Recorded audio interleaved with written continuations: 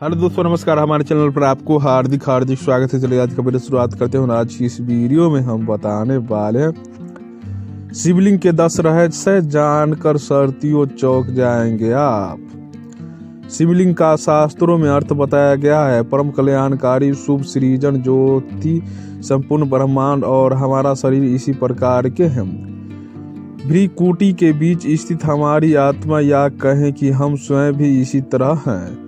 बिंदु रूप शिवलिंग का गलत अर्थ बताने वाले या तो अज्ञानी है या फिर वे जानबूझकर ऐसा कर रहे हैं। खैर आओ जानते हैं शिवलिंग के 10 रहस्य।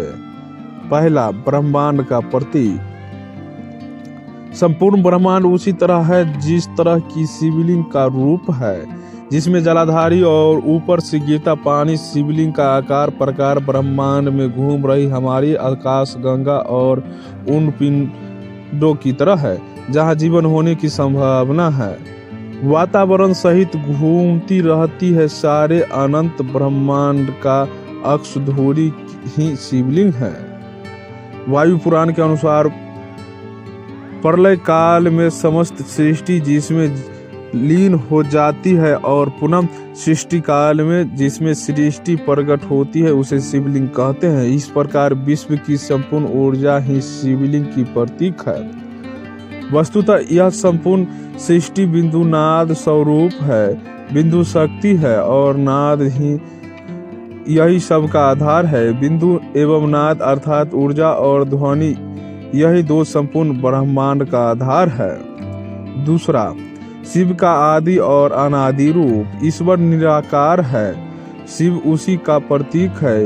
यहाँ स्पष्ट करना जरूरी है कि भगवान शंकर या महादेव भी शिवलिंग का ही ध्यान करते हैं। शून्य आकाश, अनंत ब्रह्मांड और गिराकर परम पुरुष का प्रतीक होने से इसे शिवलिंग कहा गया है। स्कंद पुराण में कहा गया है कि आकाश स्वयंलिंग है, धरती उसकी पीठ या आधार है और सब अनंत शून्य से पैदा हो उसी में लय होने के कारण इसे शिवलिंग कहा गया है।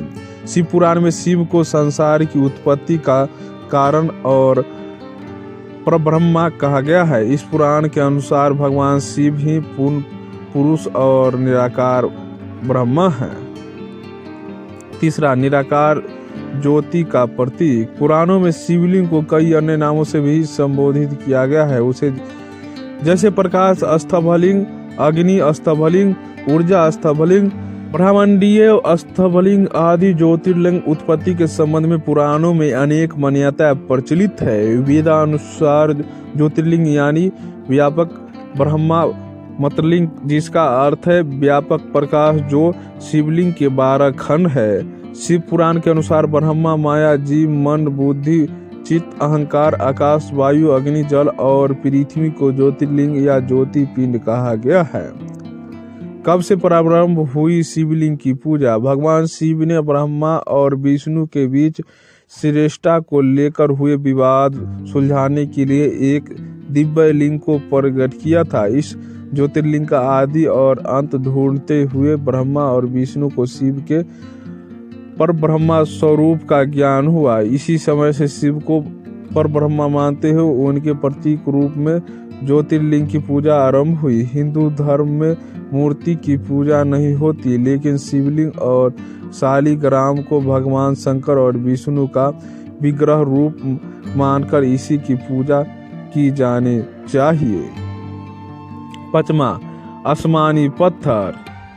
ऐतिहासिक प्रमाणों के अनुसार विक्रम संवत के कुछ सहस्त्रवादी पूर्व संपूर्ण धरती पर अलकापात का अधिक प्रकोप हुआ। आदि मानव को यह रुद्र का आविर्भाव दिखा। जहाँ ये पिंड गिरे वहाँ इन पवित्र पिंडों को सुरक्षा के लिए मंदिर बना दिए गए। इस तरह धरती पर हजारों शिव मंदिरों का निर्माण हो गया। उसमें से प्रमुख थे 108 ज्योतिर्लिंग, अब केवल 12 ही बचे हैं। शिव पुराण के अनुसार उस समय आकाश से ज्योति पिंड पृथ्वी पर गिरे और उनसे थोड़ी देर के लिए प्रकाश फैल गया। इस तरह के अनेक अलका पिंड आकाश से धरती पर गिरे थे। छठा, प्राचीन सभ्यता में शिवलिंग। पुरातात्विक निष्कर्षों के अनुसार प्राचीन शहर में मेसोपोटामिया और बेबीलोन में भी शिवलिंग की पूजा किए जाने की सबूत मिले हैं। इसके अलावा मोहनजोदड़ो और हड़प्पा की विकसित संस्कृति में भी शिवलिंग की पूजा किए जाने के पुरातात्विक अवशेष मिले हैं। सभ्यता के आरंभ में लोगों का जीवन पशुओं और प्राकृतिक पर निर्भर था, इसलिए वह पशुओं के संरक्षण देवता के रूप में ही पशुपति की पूजा करते थे। सैंधव सभ्यता से प्राप्त एक सील पर 3 मुंह वाले एक पुरुष को दिखाया गया है, जिसके आसपास कई पशु हैं। इसे भगवान शिव का पशुपति रूप माना जाता है। 7वां, औषधि और सोने का रहस्य। शिवलिंग में एक पत्थर की प्राकृतिक होती है, जलाधारी पीतल की होती है और नाग या सर्प तांबे का होता है। शिवलिंग पर बेलपत्र और धतूरे या आकरे के फूल चढ़ते हैं। शिवलिंग पर जल गिरता रहता है। कहते हैं कि ऋषि मुनियों ने प्रतीक रूप से या प्राचीन विद्या को बचाने के लिए शिवलिंग की रचना इस तरह की है कि कोई उसके गूढ़ रहस्य को समझकर उसका लाभ उठा सकता है। जैसे शिवलिंग अर्थात पारा, जलाधारी अर्थात पीतल का धातु, नाग अर्थात तांबे की धातु आदि को बेलपत्र, धतूरे और आंकड़े के साथ मिलाकर कुछ भी औषधि, चांदी या सोना बनाया जा सकता है। 8वां, शिवलिंग का विन्यास। शिवलिंग के 3 हिस्से होते हैं। पहला हिस्सा जो नीचे चारों ओर भूमिगत रहता है, मध्य भाग में 8 ओर एक समान पीतल बैठक बनी होती है। अंत में इसका शीर्ष भाग जो कि अंडाकार होता है, जिसकी पूजा की जाती है। इस शिवलिंग की ऊंचाई संपूर्ण मंडल या परिधि की 1/3 होती है। ये 3 भाग ब्रह्मा यानी नीचे, विष्णु यानी मध्य और शिव यानी शीर्ष के प्रतीक है। शीर्ष पर जल डाला जाता है, जो नीचे बैठक से बहते हुए बनाए गए एक मार्ग से निकल जाता है। प्राचीन ऋषि और मुनियों द्वारा ब्रह्मांड के वैज्ञानिक रहस्य को समझकर इस सत्य को प्रकट करने के लिए विविध रूपों में इसका स्पष्टीकरण दिया गया है। 9वां, शिवलिंग के प्रकार।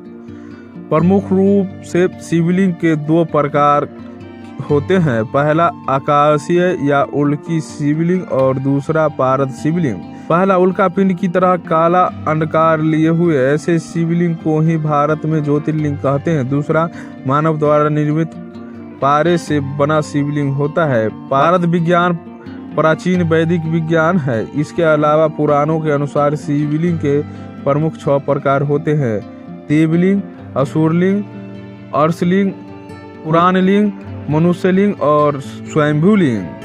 देश के प्रमुख शिवलिंग: पहला सोमनाथ गुजरात, मल्लिकार्जुन मध्य प्रदेश, महाकाल मध्य प्रदेश, ममलेश्वर मध्य प्रदेश, बैद्यनाथ झारखंड, भीमाशंकर महाराष्ट्र, केदारनाथ उत्तराखंड, विश्वनाथ उत्तर प्रदेश, ऋकम्बेश्वर महाराष्ट्र, नागेश्वर गुजरात, रामेश्वरम तमिलनाडु, धीरेश्वरम महाराष्ट्र, अमरनाथ जम्मू कश्मीर, पशुपतिनाथ नेपाल, कालेश्वर तेलंगाना, श्रीकालाहस्ती आंध्र प्रदेश, एकम्बेडेश्वर तमिलनाडु, अरुणाचल तमिलनाडु, लई नटराज मंदिर तमिलनाडु, लिंगराज ओडिशा, मुरुदेश्वर शिव मंदिर कर्नाटक, सूर्य मंदिर महाबलीपुरम तमिलनाडु, कैलाश मंदिर एलोरा महाराष्ट्र, कुमेश्वर मंदिर तमिलनाडु, बादामी मंदिर कर्नाटक आदि सैकड़ों प्राचीन और चमत्कारी मंदिर हैं। तो दोस्तों, हमारी आज का जानकारी कैसा लगा? अगर अच्छा लगा हो तो लाइक शेयर और सब्सक्राइब करना न भूले। पूरा वीडियो देखने के लिए धन्यवाद।